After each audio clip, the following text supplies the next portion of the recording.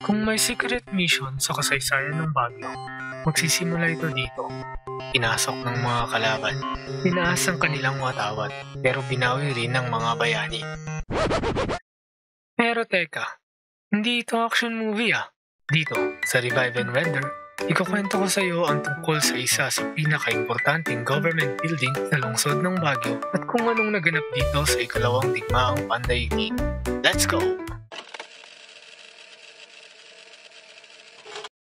Noong 1909, opisyal na itinatag ang Baguio bilang isang chartered city sa ilalim ng mga Amerikano.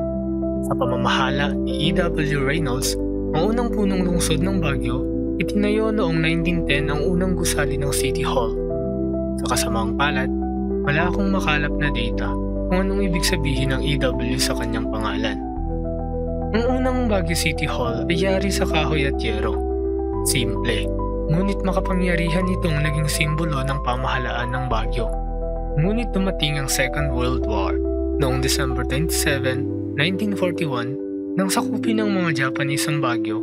Dito sa City Hall nila unang itinaas ang kanilang watawat.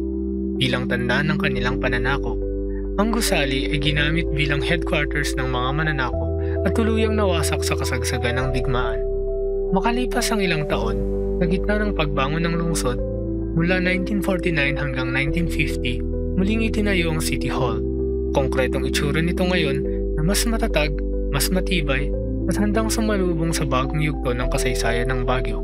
Noong May 1950, sa ilalim ni Pangulong Elpidio Quirino, formal na ipinagdiwang at ginanap ang isang inaugurasyon sa pagbubukas ng Baguio City Hall. Sumisimbolo ito sa pag-asa at muling pagbangon ng lungsod mula sa abo ng digmaan. Makikita ang kwentong history nito sa historical marker na nasa harap ng main entrance ng Baguio City Hall. Ngayon, ang Baguio City Hall na located sa City Hall Loop, Baguio City ay hindi lamang isang gusali sa itong pamana, isang palatandaan ng katatagan ng mga Cordilleran at ng mga taga-Baguio. Sa bawat hagdan at pader nito, naroon ang alaala ng pakikibaka, bangon at patuloy na pagunlad ng lungsod na formal ng tinaguriang Summer Capital of the Philippines noong September 1, 1909.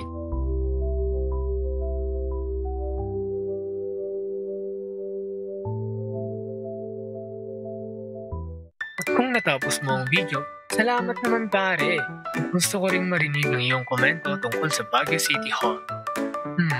Anong historical building kaya ang next nating gagawin?